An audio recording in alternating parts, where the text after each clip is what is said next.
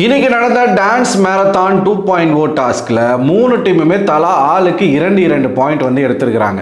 முதல் சுற்றில் வெற்றி பெற்று அந்த டீம் வந்து இன்னைக்கு நடந்த டான்ஸ் மேரத்தான் 2.0 டாஸ்கில் 3 டீமுமே ஆளுக்கு 2 பாயிண்ட் வந்து எடுத்திருக்கிறாங்க. இது 24x7 நடக்கிற டாஸ்க்கு கிடையாது. ஒரு நாளைக்கு 3 வாட்டி வந்து இந்த டாஸ்க் வந்து நடத்தப்படுது. 3 டீம் மொதல் கேமில் வந்து அமித் டீம் வந்து வின் பண்ணுறாங்க, 2வது கேமில் கனி டீம் வின் பண்ணுறாங்க, 3வது கேமில் சபரி டீம் வின் பண்ணுறாங்க. ஆனால் 3வது கேம் எனக்கு இந்த கேமில் என்ன புரியல அப்படின்னா, இப்போ 45 மினிட்ஸ் அவர் சொல்கிறாருன்னு வச்சுக்கோங்களேன். 45 மினிட்ஸ்க்கு அதிகமாக கவுண்ட் பண்ணுறவங்க கம்மியாக கவுண்ட் பண்ணுறவங்க. என்னை பொறுத்த வரைக்கும் இந்த கம்மியாக கவுண்ட் பண்ணுறவங்களுக்கு தான் பாயிண்ட்ஸ் கொடுக்கணும். இப்போ உதாரணத்துக்கு அமித் டீம் வந்து 3வது ரவுண்டில் 45 மினிட்ஸ்க்கு வந்து 44 மினிட்ஸ் கரெக்டாக வந்து அவங்க கவுண்ட் பண்ணியிருக்காங்க. அடுத்த 2 டீமும் 46 மினிட்ஸ் அப்புறமா இவங்க வந்து 50 செகண்டு, அவங்க வந்து 55 செகண்டு. யார்? சபரி டீம் 46 மினிட்ஸ் 50 செகண்ட், அவங்க 46 மினிட்ஸ் 55 செகண்ட்ஸ் நினைக்கிறேன். ஸோ சபரி டீம் வின் பண்ணதாக சொல்லிட்டாரு. எனக்கு புரியலை, டைமிங்கை தாண்டி போகிறவங்க எப்படி வின் பண்ண முடியும்? டைமிங்குக்குள்ளே நெருக்கத்தில் முடிக்கிறவங்க தானே வின் பண்ணணும் ஆக்சுவலாக. ஸோ அது வந்து நமக்கு புரியலை. இது இப்போ நம்ம இந்த டாஸ்க்கை பற்றி பேச போகிறது இல்லை. இந்த டாஸ்கில் டான்ஸ் ஆடினாங்க இல்லையா, இந்த டான்ஸில் நம்ம காஜி கப்பல் ஸ்பீடையும் அந்த பன்னாடையும் சேர்ந்து மறுபடியும் ஒரு வேலையை பண்ணியிருக்கிறாங்க. அப்போ மட்டும் அந்த வேலையை பண்ணலை, நைட்டு இப்போ கொஞ்ச நேரத்துக்கு முன்னாடி இவங்க நைட்டில் பேசிகிட்டு இருக்கும்போது கூட அவங்களால அவங்களோட உணர்ச்சியை வந்து கட்டுப்படுத்த முடியல அப்படிங்கிறது நல்லாவே தெரியுது. இன்றைக்கான காஸ்டியூம் எல்லாமே வந்து கிட்டத்தட்ட பார்த்திங்கன்னா பாவாடை மாதிரி இருக்குது எல்லாருக்கும்.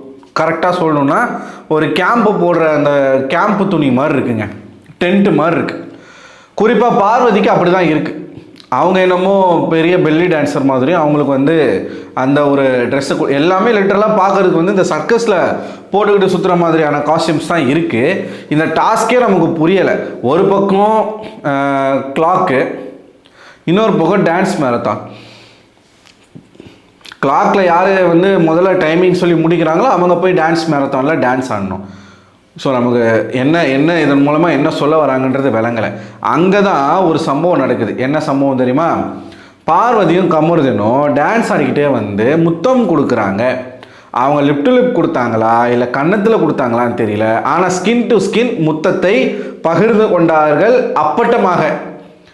எந்த சீசன்லேயும் கணவன் மனைவி தவிர்த்து, இப்போ பிரஜன் சாண்ட்ரா தவிர்த்து நெத்தியில் முத்தம் கொடுக்கறதுலாம் நடந்திருக்கு. ஆனால் கன்னத்திலையோ இல்லை உதட்டிலையோ இவர்கள் முத்தமிட்ட காட்சி இப்போ சமூக வலைதளங்களில் வைரலாக பரவி கொண்டே இருக்கிறது. அந்த வீடியோ வந்து என்னால் போட முடியாது, எனக்கு காப்பிரைட்ஸ் கொடுக்குறாங்க. நான் வேணால் லிங்க்கில் கொடுக்குறேன், நீங்கள் பார்த்துக்கோங்க சரியா? இப்போது ஏற்கனவே இந்த வீட்டுக்குள்ளே மைக்கை மறைச்சி பேசுகிறாங்க அப்படின்னு ஏகப்பட்ட வார்னிங் அவங்களுக்கு கொடுக்கப்பட்டிருக்கு. இந்த நிகழ்ச்சி வந்து ஆபாசமான நிகழ்ச்சியாக மாறிக்கொண்டிருக்கு அப்படின்னு சொல்லி வெளியில் பல பேர் பேசிக்கிட்டு இருக்காங்க. இந்த நிகழ்ச்சி ஆபாசமாக மாற்றுறது யார்? பார்வதியும் கமருதும் தான். முக்கியமான கல்பிரிட்ஸ் இவங்க 2 பேரும் தான். இவ்வளவு நடந்தும் இந்த நிகழ்ச்சியை எதிர்த்து இந்த நிகழ்ச்சியை தடை பண்ணணும், இந்த நிகழ்ச்சி வந்து தமிழ்நாட்டில் ஒளிபரப்பு செய்யக்கூடாது, நடக்கவே கூடாது அப்படின்னு சொல்லி கோர்ட்டில் கேஸ் போட்டு சட்டமன்றத்தில் வந்து அதை ஒரு தீர்மானமாக கொண்டு வர சொல்லி அங்கே வந்து ஒரு வேல்முருகன் அப்படிங்கிற ஒரு கட்சி, தமிழக வாழ்வுரிமை கட்சியின் தலைவர் எம்எல்ஏ வேல்முருகன் அவர்கள் வந்து சட்டமன்றத்திலேயே அதை வந்து கோரிக்கையாக வைக்கிறாரு, கோர்ட்டில் கேஸ் போடுறாரு. அண்டு இவிபி செட் முன்னாடி போராட்டம். இது மட்டும் இல்லாமல் ஏகப்பட்ட நடிகைகளே வந்து இதை பற்றி பேசிக்கிட்டு இருக்காங்க. ரீசெண்டாக கூட ஒரு சீரியல் நடிகை வந்து அவங்களுடைய கோபத்தை வந்து கொட்டியிருந்தாங்க. இந்த நிகழ்ச்சி வந்து அவ்வளோ கன்றாவையாக இருக்குது, கேவலமாக இருக்குது, ஹோஸ்ட் நீங்கள் எதுக்கு தான் இருக்கீங்கன்னு சொல்லி சேதுபதியை போட்டு பொலன்னு பொழந்தாங்க. இதெல்லாம் ஒரு பக்கம். போன வாரத்தில் தான் பிக் பாஸ் வந்து மயக்க மறைச்சி நீங்கள் பேசிகிட்டே இருக்கீங்கன்னு சொல்லி அந்த வீட்டில் இருக்கக்கூடிய எல்லாருடைய பால் முட்டை இதை வந்து அத்தியாவசிய பொருளாகிய இதை 2ஐயுமே எடுத்துட்டாரு. ஒட்டுமொத்தமாக எல்லாருக்குமே அவர் வந்து பனிஷ்மெண்ட் கொடுத்தார். அதை மீறியும் அவங்க பேசினாங்களா? ஆக்டிவிட்டி ஏரியாவிலேருந்து வெளியில் வரும்போது அவர்களுடைய வெளிப்படையான முதல் முத்த காட்சி நடந்தது.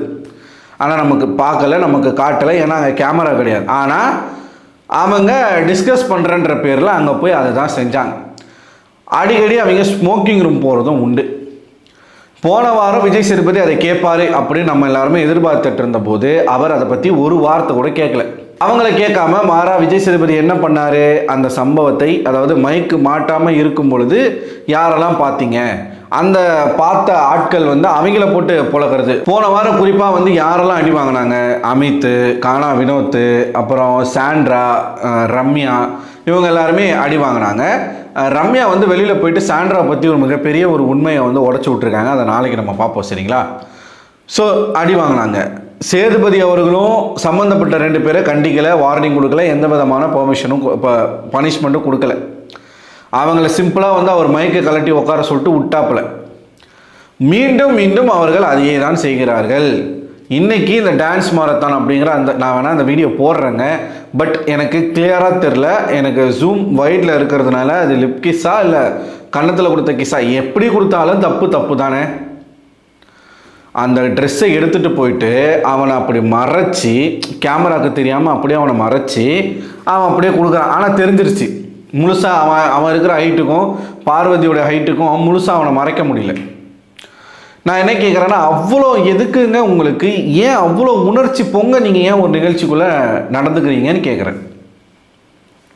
அங்கே அப்படி பண்ணிட்டு நைட்டு உட்காந்து இவங்க 2 பேரும் ஒரு கதையை பேசிக்கிட்டு இருக்காங்க. எல்லாரும் தூங்குறாங்க, இவங்க 2 பேரும் ஒரு கதையை பேசிகிட்டு இருக்காங்க. யாரை பற்றினா சாண்ட்ராவை பற்றி. பார்வதி கூட சாண்ட்ரா வச்சுக்கிட்டு யூஸ் பண்ண வேண்டிய விதத்துலலாம் எல்லா இடத்துலையும் யூஸ் பண்ணிவிட்டு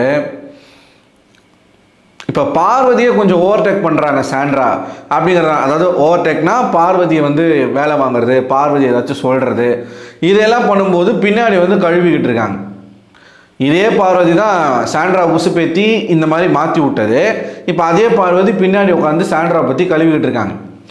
அவள் ஒரு மாதிரி பண்ணுறா, அவள் வந்து ஒரு மாதிரி கேம் ஆடுறா, அவள் பீரியட்ஸ்ன்னு சொன்னதுனால தான் நான் போய் பேசிகிட்டு இருந்தேன், ஆனால் அவள் சொன்னதையே சொல்லிக்கிட்டு இருக்கா, பேசினதையே பேசிக்கிட்டு இருக்கா, ஒரே விஷயத்த ரிப்பீட் பண்ணிக்கிட்டு இருக்கா. எனக்கு வந்து ஏம்மா நமக்கு இதெல்லாம் செட் ஆகாதுமா, நான் சொல்லிட்டு வந்துட்டேன். சாண்ட்ரா அன்வான்டாக ஒரு சிம்பத்தி கிரியேட் பண்ணுறதுக்கும் ஒரு சீனை கிரியேட் பண்ணுறதுக்கும் எப்போ பார்த்தாலும் வெளியில் போய் படுக்கிறது. வெளியில் எவ்வளோ கொசு கடிக்கும்ன்றது நமக்கு தெரியும். பிரஜனுடைய ஒரு அழுக்கு சட்டையை வச்சுக்கிட்டு அந்த சட்டையை போட்டுக்கிட்டு சுற்றுறது, அந்த சட்டையை கட்டி பிடிச்சிட்டு வெளியில் படுக்கிறது, எதுக்காக இதை பண்ணுறாங்கன்னு நமக்கு தெரில. இதை பற்றி தான் இவங்க 2 பேரும் பேசிக்கிட்டு இருக்காங்க. அப்போ இவர் கமருதீன் என்ன சொல்கிறான் அப்படின்னு பார்த்தீங்கன்னா, நீ பேசிக்காத, நீ பெருசாக உன் கேம் வந்து நீ விளையாடு, நீ வந்து அஃபெக்ட் ஆகாத. நான்லாம் வந்து இப்போ நான்லாம் பேசுகிறதே கிடையாது, எனக்கு பேசுகிறதுக்கு ஒரு மாதிரியாக இருக்குது, நான்லாம் வந்து பிரஜனனுக்காக தான் சும்மா இருக்கேன் அப்படி இப்படின்னு அவன் ஒரு பக்கம். ஸோ சாண்ட்ரா பற்றி கழுவிக்கிட்டு இருக்காங்க. சாண்ட்ராவுக்கு இது தெரிய வரும்போது ஒரு சம்பவம் நடக்கும். மேபி பிரஜன் இதை பார்த்துட்டு கூட வீட்டுக்குள்ளே வந்து அவர் வந்து ஒரு பிரச்சனையை பண்ணலாம், பார்ப்போம். இதை பேசிகிட்டு இருக்காங்க. பேசிகிட்டு இருக்கும்போது கூட கிளம்புறாங்க. கிளம்பும்போது பார்வதி வந்து என்ன பண்ணுறாங்க அப்படின்னா, திவ்யா பக்கத்தில் படுத்திருக்காங்க. இவங்க பேசுகிறது வந்து திவ்யாவுக்கு டிஸ்டர்பன்ஸாக இருக்குது, அவங்களால தூங்க முடியல, அவங்க புரண்டு படுத்துக்கிட்டு இருக்காங்க. அப்போ காமம்மா என்ன சொல்கிறாப்புல, நீ போ, அவங்களுக்கு வந்து டிஸ்டர்ப் ஆகுது போல், நீ போய் தூங்கு, நம்ம வந்து காலைல பார்த்துக்கலாம் அப்படின்னு சொல்லிட்டு சொல்கிறாங்க. உடனே பார்வதி வந்து பேபி அப்படின்னு ஒரு மாதிரி ஒரு சினுங்கள். என்னடா சினுங்கிறாங்களேன்னு சொல்லி பார்த்துக்கிட்டே இருந்தா அப்படியே வந்து அவருடைய கன்னத்தை பிடிச்சி தடவுறாங்க. பார்வதி வந்து கமருதீன் கன்னத்தை பிடிச்சி தடவுன உடனே கமருதீன் என்ன பண்ணுறான், பார்வதியோடைய லிப்கிட்ட வந்து கை எடுத்துகிட்டு போகிறாப்புல.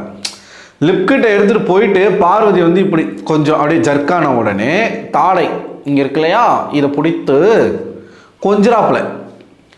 மறுபடியும் பார்வதி என்ன பண்ணுறாங்க, அவர் அங்கே கை வடித்தவொடனே பார்வதிக்கு ஏதோ ஃபீல் ஆயிடுச்சு போல், அவங்களும் இப்படி தடை விட்டு எந்திரிச்சு போகிறாங்க. இதை பார்க்கும்போது எனக்கு எப்படி இருந்துச்சுன்னா, ஒரு ஈவினிங் டைமில் முத்த காட்சி, நைட் டைமில் தடவல் காட்சி.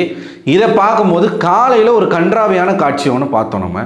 அதாவது கமருதீன் உட்காந்துக்கிட்டு, நான் உன்னை பிரியாணின்னு நினச்சேன், நீ தான் புளி சாதமாக இருக்க, புளி சாதத்தான் இவங்களாம் நம்ம பிரியாணின்னு நினச்சிட்டோம் போல், நீ ரொம்ப சீப்பான கேம் விளையாடுற, சில்லறத்தனமாக பண்ணுற, நான் உன்னை அங்கே வச்சுருக்கேன் ஆனால் நீ இங்கே இருக்க, இப்படி நடந்துக்கிற, அவ்வளோ பேச்சு பேசினாங்க. புளி சாதம்னு சொன்னாங்க, நான் பிரியாணின்னு நினச்சி புளி சாதத்து கூட பழகிறேன்னு சொன்னாங்க. புளி சாதம் ஒன்றும் குறைஞ்சது இல்லையே அப்படின்னு நிறைய பேர் கேட்குறது எனக்கு தெரியுது. பிரியாணி டு புளி சாதம் அந்த கம்பாரிசனை நீங்கள் புரிஞ்சுக்கணும். பெண் என்பவள் பெண் தான். அவர் வந்து என்னன்னா, நான் உன்னை வந்து பிரியாணின்னு நினச்சேன், ஆனால் நீ வந்து புளி சாதமாக இருக்க, நான் புளி சாதத்தை கூட விடமாட்டேன் அப்படின்னு வந்து பண்ணக்கூடிய கமருதீன் அவர்களை எந்த லிஸ்ட்டில் சேர்க்கறது? காலையில் அவ்வளோ பேச்சு பேசிட்டு நைட்டில் உட்காந்து தடவிக்கிட்டு இருக்க, ஈவினிங்கில் டாஸ்கில் அத்தனை பேர் நிற்கிறாங்க, எல்லா கண்டஸ்டண்ட்டும் நிற்கிறாங்க, அவங்கள சுற்றி எல்லாரும் ஆடிட்டு இருக்காங்க, இவங்க 2 பேரும் அந்த விஷயத்த பண்ணுறாங்க. இதை எனக்கு ஒரு நண்பர் அனுப்பி, ப்ரோ இங்கே பாருங்கள் ப்ரோ, இவங்களோட அட்டிலியும் தாங்கலை ப்ரோ, இதை பற்றி ஒரு வீடியோ போடுங்க ப்ரோ அப்படின்னு கேட்டதின் பேரில் இந்த வீடியோ. ஏன்னா எனக்கு இதெல்லாம் போடுறதுல விருப்பம் இல்லை. பட் நம்மளுடைய சப்ஸ்கிரைபர்ஸ் வந்து இதை பற்றி பேசுங்க அப்படின்னு சொல்லும் பொழுது நம்மளால் பேசாமல் இருக்க முடியல. ஒரு மாட்டுக்கு ஒரு சூடு, அவ்வளோதான் நம்ம சொல்ல முடியும். பார்வதி வந்து திருந்தாத ஜென்மம். நிறைய வாட்டி நம்ம சொல்லியிருக்கோம், என்னதான் நாயை குளிப்பாட்டி நடுவீட்டில் வச்சாலும் அது குப்பை தொட்டிக்கு தான் போகும் கடைசியில். அதே மாதிரி என்னதான் பார்வதி வந்து நீங்கள் கேம் ஆடுங்க, அந்த மாதிரி பண்ணாதீங்க, நீங்கள் வந்து ஆபாசமாக பண்ணாதீங்கன்னு சொன்னாலும் அவங்களுடைய புத்தி கடைசியில் அந்த லஸ்ட்டுக்கு தான் போய் முடியுது. நம்ம வந்து இதெல்லாம் உனக்கு எதுக்குப்பா வயிறு எரியுது, நீ எதுக்குப்பா பார்வதியை பார்த்து காண்டாவர அப்படின்னு கேட்டிங்கன்னா, பார்வதி பிக் பாஸ் வீட்டை விட்டு வெளியில் போய் அவங்க வந்து இதெல்லாம் பண்ணாங்கன்னா யாரும் கேட்க போகிறது கிடையாது. Because Parvathi is nobody to anyone. ஓகேவா? ஆனால் இந்த வீட்டுக்குள்ள கேம் ஷோவில் பார்வதிக்குன்னு ஒரு செட் ஆஃப் ஆடியன்ஸ் இருக்காங்க, சப்போர்ட்டர்ஸ் இருக்காங்க, ஒரு செட் ஆஃப் ஹேட்டர்ஸ் இருக்காங்க.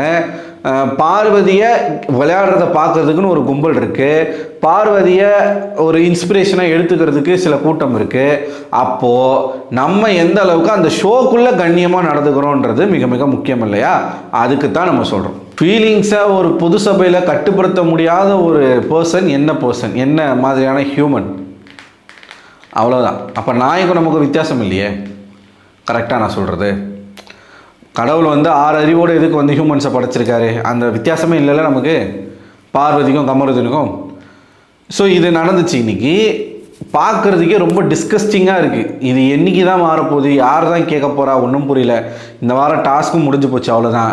அதுக்கப்புறம் வரக்கூடிய வாரங்கள் எல்லாமே சும்மா போர் தான் அடிக்க போகுது. ஓகே மக்களே, நீங்கள் என்ன நினைக்கிறீங்க? இந்த முத்த காட்சியை பார்க்கும் பொழுது உங்களுக்கு என்ன தோணுது? நைட்டு தடவலை பார்க்கும்போது உங்களுக்கு என்ன தோணுது? உங்களோட கருத்துக்களை மறக்காமல் கமெண்ட் பாக்ஸில் கமெண்ட் பண்ணுங்கள். அடுத்த ஒரு வீடியோவில் உங்களை சந்திக்கிறேன். அதுவரை உங்களிடம் விடைபெறுவது நான் அரவிந்தன்.